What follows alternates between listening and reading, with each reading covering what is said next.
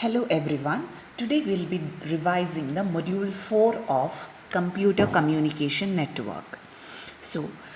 The concepts covered here are the network layer protocols, that is IPv4, ICMPv4 and the mobile host, and also unicast routing protocols, which covers the algorithm distance vector, Dijkstra path vector, and also the protocols routing information protocol, open shortest path first, and the border gateway protocol. Here we'll be discussing only the questions which are appeared in the last 4 VTU examinations. So first is the question which is asked in almost all the question paper is explain IPv4 datagram format. So as you know that IP stands for Internet Protocol version 4. It is responsible for packetizing, forwarding and the delivery of the packet at the network layer. So IPv4 is said to be an unreliable datagram protocol which provides a best effort delivery service. And here the meaning of best effort as IPv4 packets can be corrupted, can be lost, can arrive out of order, or can be delayed or may create congestion for the network. It is a connectionless protocol which uses datagram approach. It relies on a higher level protocol, and the packets used by the Internet Protocol are called as datagrams. So here the IPv4 datagram format, the figure you can see here, this is the IPv4 datagram format where 20 to 60 bytes is the header and followed by the payload. So here in the 20 to 60 bytes of header, we have 0 to 40 bytes are the options plus padding. And we have the first 4 bits are the version. So since it is IPv4, version value is 4. Next we have the header length, which is a 4-bit header length field, which defines the total length of the datagram header in the 4-byte words. That means if it is a 4-bit value, we have to multiply it by 4. So it is a variable length header. When a device receives a datagram, it needs to know when the header stops and the data which is encapsulated in the packet starts. So to get the value of the header in number of bytes, total length of the header is calculated as a 4-byte word, that is total length is divided by 4 and the value is inserted in the field. So here in the header length field, the value which is inserted is the total length which is divided by 4. So the receiver needs to multiply the value to this field by 4 to find the total length. That should be remembered. Next is the service type. The IP header is referred to as the type of a service, so which defines the datagram, how the datagram should be handled. Next is about the total length. The 16-bit field defines the total length, which is the header plus data of the IP datagram. So a 16-bit number can define a total length up to 65,535. However, size of the datagram is much less than this. That means this field helps the receiving device to know when the packet has completely arrived. To find the length of the data coming from the upper layer, we have to subtract the header length from the total length. So length of the data is header length has to be subtracted from the total length. So header plus data will give you the total length. So header length can be found by multiplying the value in the header length field by 4, as it was already told. So header length field is HLEN. When we multiply it by 4, we get the header length. From the total length, when we subtract this header length, we get the from the total length, when we subtract the header length, we get the length of the data. So length of the data is total length minus the header length multiplied by 4. Header length, that is the field value, which is a 4-bit value. Next is about the identification flags and the fragmentation offset. These are the 3 fields related to the fragmentation. This will be used whenever the size of the datagram is larger than the underlying network can carry. Next is the time to live. Due to the malfunctioning of the routing protocols, some networks what the datagram does is these will be circulating in the network, visiting the networks over and over. Without reaching the destination, they'll be moving here and there. And this will take extra traffic in the internet. So time to live field is used to control the maximum number in the field. This will be approximately 2 times the maximum number of routers. So each router that processes the datagram decrements the number by 1. So if the value after being decremented is 0, router discards the datagram. Next is about the protocol. In TCP/IP, the data section of the packet is called the payload, which carries the whole packet from another protocol. A datagram can carry a packet belonging to any transport layer protocol such as UDP or TCP. So datagram can also carry a packet from other protocols also. So the Internet Authority has given any protocol that uses the services of IP a unique 8-bit number which is inserted in the protocol field. So when the payload is encapsulated in the datagram, the corresponding protocol number is inserted. For ICMP it is 1, IGMP it is 2, TCP it is 6, UDP it is 17 and OSPF it is 89. Next is about the header checksum. IP is not a reliable protocol. It does not check whether the payload carried by the datagram is corrupted. So here what is done is IP puts the burden of error checking on the protocol such as UDP, TCP, which will be used in the transport layer. So the datagram header is added by the IP and its error checking is the responsibility of the Internet protocol. So errors in the IP header can be a disaster. If the destination is corrupted, the packet can be delivered to the wrong host. So here what is done here is if the fields related to the fragmentation are corrupted, datagram cannot be reassembled. For this all reason, IP adds a header checksum field to check the header but not the payload. Next is source and destination address. These are 32-bit source and destination address fields which define the IP address of the source and the destination. So here options is the datagram header can have up to 40 bytes of options. These are used for network testing and debugging. Next is about the payload. Payload or the data is the main reason for creating this full datagram. So payload is the packet coming from the other protocols that use the services of IP. Next is, so you can see in the figure, version, header length, service type, total length, identification, flag, fragmentation, offset bits, time to live, protocol, header checksum, source and the destination IP addresses and the options. This is very important question. Study this diagram and these protocol values and also about all the fields. Next is the second question which appeared for 6 mark in December 2019 is about the general format of ICMP message. So ICMP message is said to be Internet Control Message Protocol. It is designed to compensate for the deficiencies in the IP. So here IP protocol lacks a mechanism for host and the management queries. So host needs to determine if a router is alive. Sometimes a network manager needs information from another host. In that case, we use ICMP. So it is a companion to the IP protocol. ICMP itself is a network layer protocol. Its messages are not passed directly to the data link layer as would be expected. Instead, the messages are first encapsulated inside the IP datagram before going to the lower layer. When an IP datagram encapsulates an ICMP message, the value is set to 1 to indicate that the IP payload is an ICMP message. So these ICMP messages are divided into two broad categories, error reporting and query messages. The error reporting messages are report problems that a router may encounter when it processes an IP packet, and the query messages help a host to get specific information from a router.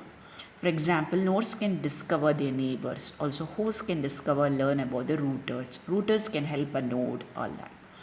So this ICMP message has a 8-byte header and a variable size data section. You can see in the diagram.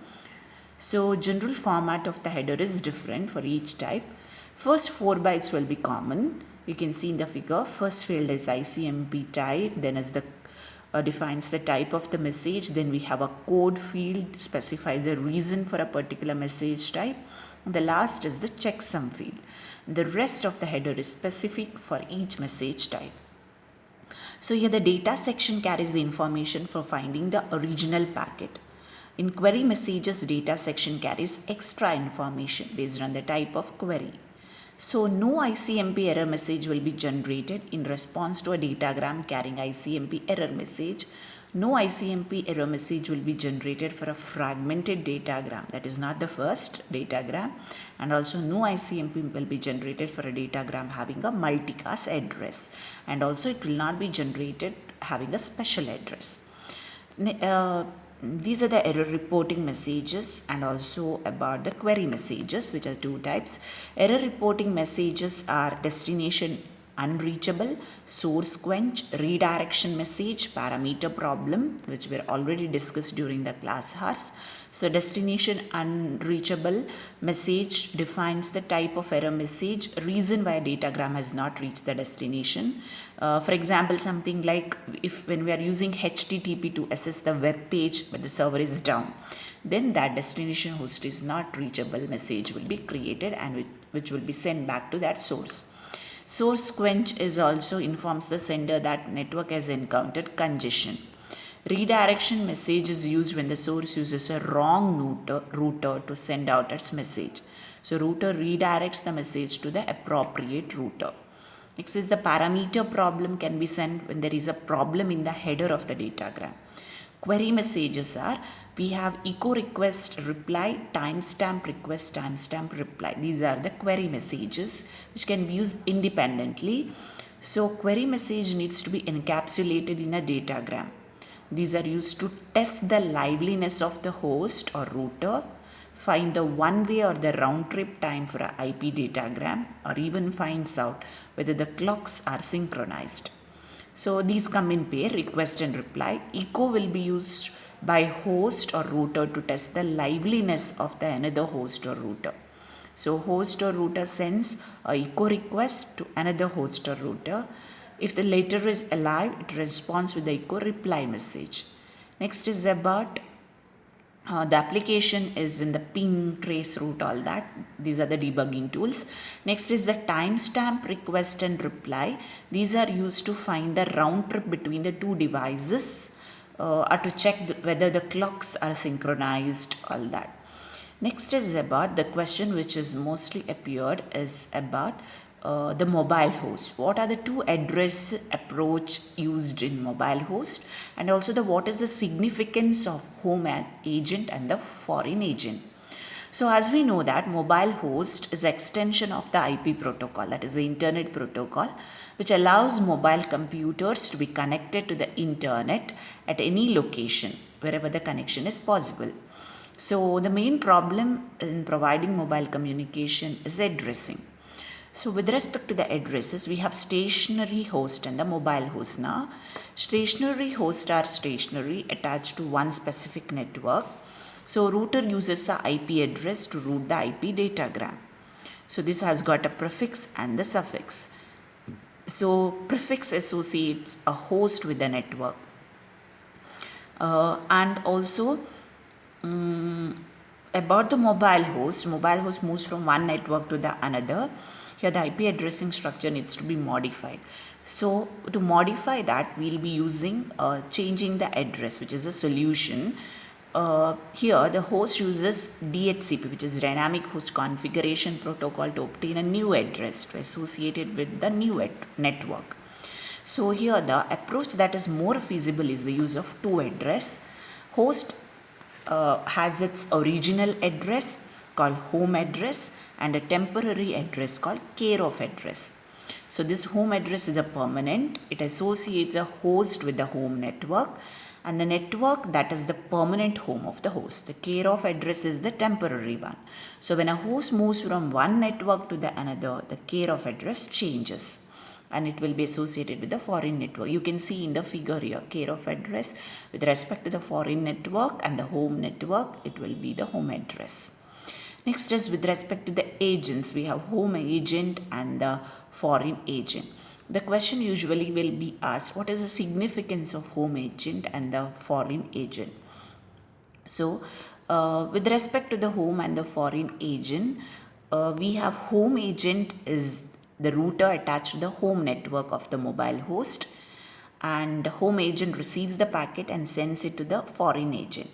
Foreign agent is a router attached to the foreign network. It receives and delivers the packet sent by home agent to the mobile host. So here mobile host can also access a foreign agent. Next is when the mobile host accesses a foreign agent, the care of address is the collocated care of address. Next is question which most times appears is explain the three phases in the mobile host communication. It has been asked for 6 marks in BTU exams twice.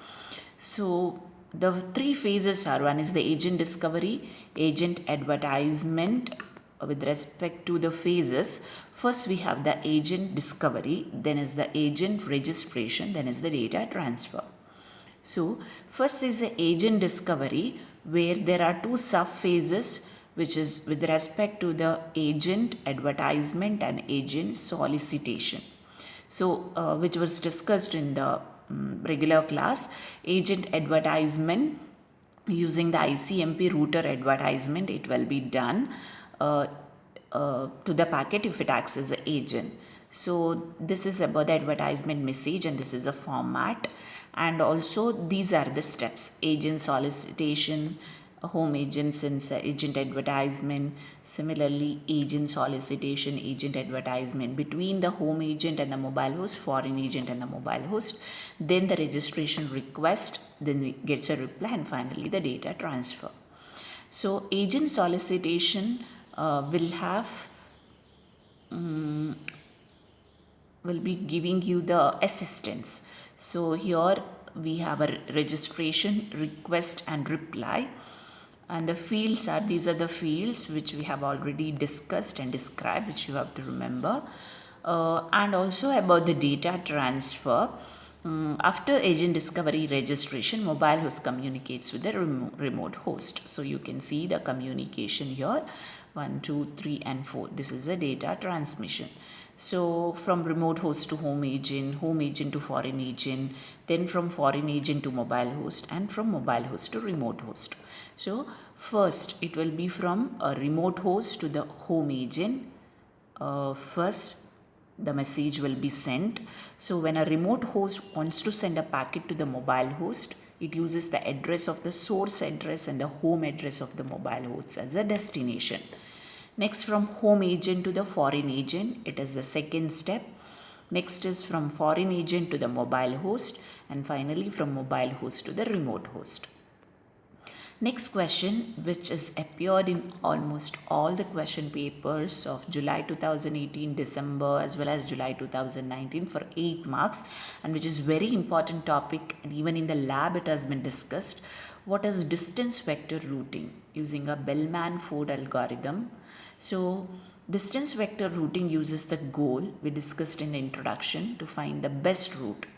That is, in distance vector routing, the first thing each node creates is the least cost tree.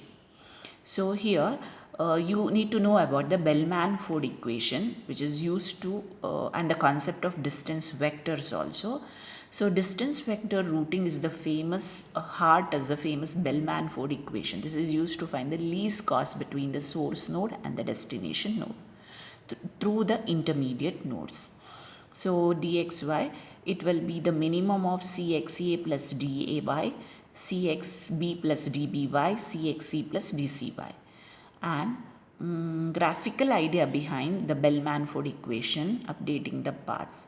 Next is about it is like whenever it finds out the minimum distance, even if there is a direct path, it finds out through the intermediate path also. If the cost is less, it will be considered. We update the existing least cost with the least cost through the intermediate node. That is what the Bellman-Ford equation is. Next is about the distance vectors. So distance vector is used for the distance vector routing Here, least cost tree is a combination of least cost path from the root of the tree to all the destinations. The paths are glued together to form the tree. So distance vector routing unglues the paths and creates a distance vector. So you can see here distance vector corresponding to the tree. This is a tree. So considering A as the root node here, different other nodes are written as the indexes, which are the destination. So from A to A it is 0, A to B it is 2, A to C it is 7, A to D 3, A to E it is 6. Those are the the smallest cost is written. So value of each cell defines here, value of each cell defines the least cost. Okay. Next is here the updation is shown, and this is these values are written tree with respect to this diagram. So it is A to A is 0, A to B is 2. You can see here below diagram. A to C it is 5 plus 2 7, A to D it is 3 direct, A to E it is, from D if we take it will be 8, from B as an intermediate it will be 6. So it considers B as an intermediate. That is what the Bell-Manford equation is. Next is A to F it is, if you consider with respect to B as an intermediate then E as an intermediate, it is 4, 5, 6, 7, 8. Similarly it continues. So these are said to be the first distance vectors. So once it keeps updating, if they are initially if they are not reachable directly, it will be entered as infinity and then it will be updated. So updation will be like it will be, for example, here the old B values are written. Since from old B to D directly the connection is not possible, but from A it is possible. So new B will be updated by taking the A as the intermediate node, then distance from B to D is updated as 3 plus 2, 5, which was infinity earlier, which is replaced as 5. Similarly here, from B to F, the directly there is no connection. So in the distance vector, it will be infinity. But by using E as the intermediate node, it will be 4 plus 2, 6. So the F value will be updated as 6. In this way, distance vector will be updated. Next is count to infinity. Problem with the distance vector routing is that any decrease in the cost propagates quickly, and also but any increase in the cost will propagate slowly. Okay, so here for a routing protocol to work properly, if a link is broken, the cost becomes infinity, and every other router should be aware of it immediately at the same time. But in distance vector it takes some time, and it is said to be count to infinity problem. So it sometimes takes several updates before the cost is recorded as infinity by all the routers. So it is said to be one example of count to infinity is the two node loop problem. So just see the problem here. It is said to be two node instability. Usually this question will be asked along with the distance vector algorithm. So here figure there are three nodes. We have shown only the portion of the table. So at the beginning both the nodes A and B know how to reach a node X. But suddenly the link between A and X fails.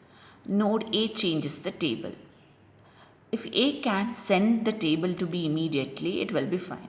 But before A sends the table, if B sends the forwarding table to A, then the problem arises. Node A receives the update, assuming that B had found a way to reach X. It updates its forwarding table. A sends a new update to B. B thinks that something is changed and updates the forwarding table, and it continues. So cost of reaching X increases gradually, and to make it as infinity, that means the connection is no more possible, it takes more time. At this moment both A and B know that X cannot be reached. However, during this time system is not stable. Node A thinks that route to X is via B, and node B thinks that route to X is via A, and the the packet will be in the same loop. It is said to be bouncing in the same between A and B, creating two node loop problem. Next, the question which is usually asked many a times with a different question format, but the answer remains the same, related to the link state routing and also applying the Dijkstra algorithm to find the least cost path tree, which has been asked in December 2018. The tree diagram is given, weighted graph diagram is given, and also in 2019 December it is asked you have to take an example and explain. So consider any network diagram, then write the link state database to it, and then show the updation, that is link state path creation. That is what the Dijkstra algorithm. Here the routing algorithm that follows our discussion for creating least cost tree and the forwarding table is the link state routing. This uses link state to define the characteristic of a link that represents a network. In the algorithm, cost associated with the edge defines the state of the link. So links with the lower cost are preferred to the links with the higher cost. And if the cost is infinity, it means that link does not exist. So link state database, to create a least cost tree with the method, each node needs to have a map of the network, which means it needs to know the state of the link. So collection of the states is called link state database. You can see there is only one link state database for the whole internet. Each node needs to have the duplicate of it to create the least cost tree. Here you can see link state database A to A, A to B, A to C, A to whichever is not directly connected, it will be entered as infinity. So it is a two-dimensional array matrix and the values defines the cost.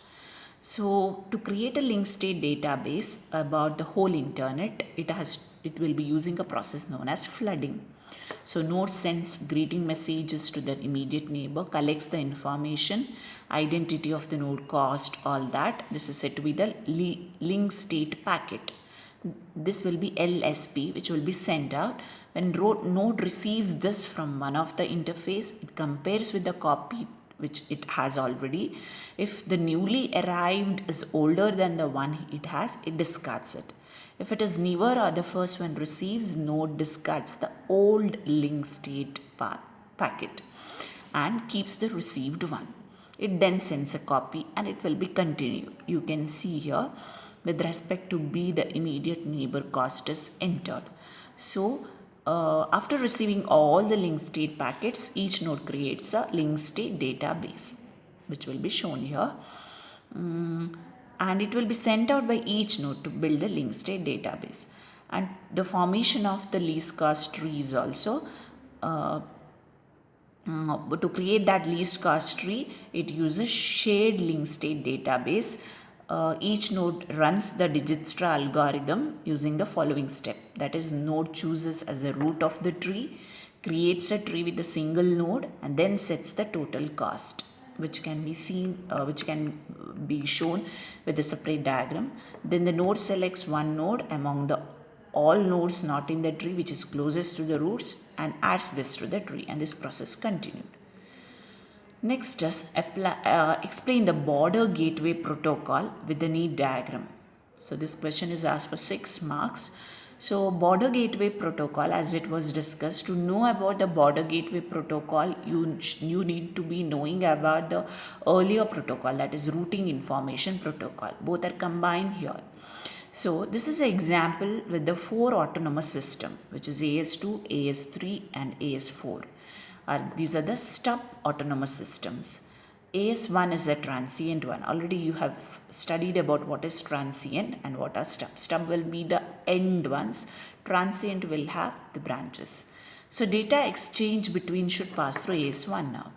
So border gateway protocol is the only inter-domain routing protocol used in the internet. It is based on the path vector algorithm. It will be providing the information about reachability of the networks. So here in the border gateway protocol, which is a complex protocol, we introduce basics of this and also relationship with the routing information protocol here. So you can see here, there are 2 common intra-domain, RIP or open shortest path first. Each router knows how to reach a network in the own autonomous system, but it does not know how to reach another network in another autonomous system. To enable each router to route a packet to any network, we install a variation of border gateway protocol called external border gateway protocol on each border router. We then install the second variation of the border gateway protocol called internal border gateway protocol on all the router. This means that the border routers will be running three routing protocols: internal EBGP, IBGP, external EBGP, and one more protocol is the intra-domain and IBGP. So here, operation of first EBGP. Here in the EBGP, what happens is you can see the messages transferred here. Here, client and the server continuously communicate by exchanging the messages. So, two routers are known as BGP, peers or speakers. So, we discuss different types of messages exchanged between the peers. We are interested only in the update messages. So, eBGP allows two physically connected border routers in two different autonomous systems to form pair of eBGP speakers and exchange messages. Routers that are eligible in the figure form three pairs: R1, R5, R2, R6, R4, R9.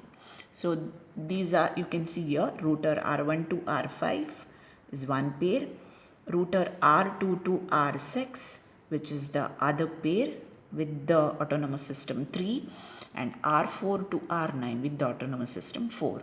So first one with the autonomous system 2, then with 3, then with 4. These are said to be the sessions. So here border routers do not know how to route a packet for the non-neighbor autonomous system.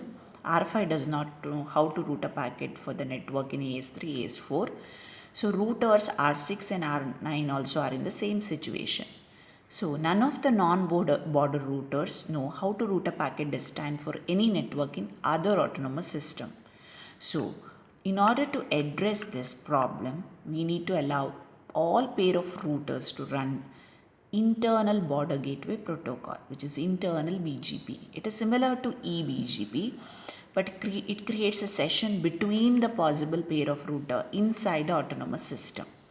So here also IBGP sessions you can see. So each router needs to advertise its own reachability to the peer in the session instead of flooding. So here combination of eBGP and IGP sessions you can see here. Here physical networks are not shown because session is made on an TCP connection. Here only 4 messages are exchanged. First is sent by R1 announcing that the networks N8 and N9 are reachable. You can see here through the path AS1 to AS2, and the next router is R1. Similarly, it continues. Same thing is told with respect to R4, R2 and R6. So updating process does not stop here, and it will be continued. And finalized, these are the finalized border gateway protocol path tables. Now, injection of the information into the intra-domain routing. Now, here what happens is the role of an inter-domain is to help the router inside autonomous system to augment their routing information. That means the path tables collected and organized are not used for routing packets. They are injected into the intra-domain forwarding tables for routing. That means those values are injected into the RIP protocols, and then those are used to route a packet. This can be done in several ways. In the case of stub, the only area border router adds a default entry at the end of the forwarding table. So you can see in the figure, R5 in AS2 defines R1 as the default router. The situation is same for R9 in AS4. In AS3 also R6 is the default router. So you can see that these R5 in AS2 and also R6 in AS3 will be set as a default router. In the case of transient AS, situation is more complicated. Now, here with respect to the cost value now, one solution is to set the cost to the foreign networks at the same cost value as to reach the first autonomous system. So entering the cost here, the cost for R1 to reach the network is the cost to reach N6. That is, the cost is taken from a intra-domain forwarding table. So, inter-domain forwarding tables, these are the tables. We assume that all the autonomous systems are using RIP as the routing protocol. So you can see here shaded areas and unshaded areas. Shaded areas are injected by border gateway and the default destinations are indicated as 0. So with respect to these, the shaded areas are injected by the BGP protocol. So you can see table for R1. With respect to the table R1, what is written here is, you can see in the table here, if N1 is the destination, the cost is 1. You can see if N1 is the destination, network N1 here, the cost will be 1. Network is here itself, so cost is 1. Next is N4 is the destination. N4 is also within autonomous system here. So the cost will be here. There is one router here, so it will be 2. Next is N8, 9, 10, 11, 12, 13, 14, 15. All these routers are in the in the other autonomous system. These are injected by the border gateway protocol, and here when we write these to reach our N8 or N5, we just see to reach the border router, that is R5. So from R1 to R5, it is only cost will be 1. The cost will be considered only to reach one router of that autonomous system. So it will be only 1. Similarly, to reach N10, N11, 12, 13, 14, 15. If you see here, to reach N10, 11, 12, 13, 14, 15, whatever it is, from R1, if we consider only to reach that one R6 router of that autonomous system.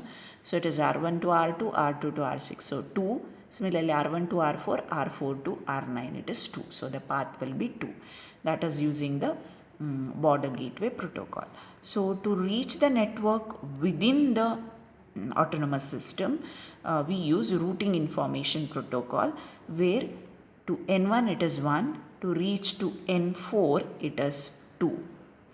To reach N4 it is 2. From the router to router, then there is, from one network to the other, we have from N2 then N4. That is how the cost was considered in the routing information protocol. So these are the injected table. So this is about the revision of the module 4, and there are many other topics which were done in the regular classes: routing information, path vector routing, open shortest path first. Go through all those. These are the questions which were appeared in the VTU question papers. So the first half of the module 4 with respect to the IPv4 datagram format, mobile host, ICMPv4, these concepts were included for your second internal. So you have already studied all those. And with respect to the distance vector routing, Dijkstra's routing, you have already studied it for the lab programs. So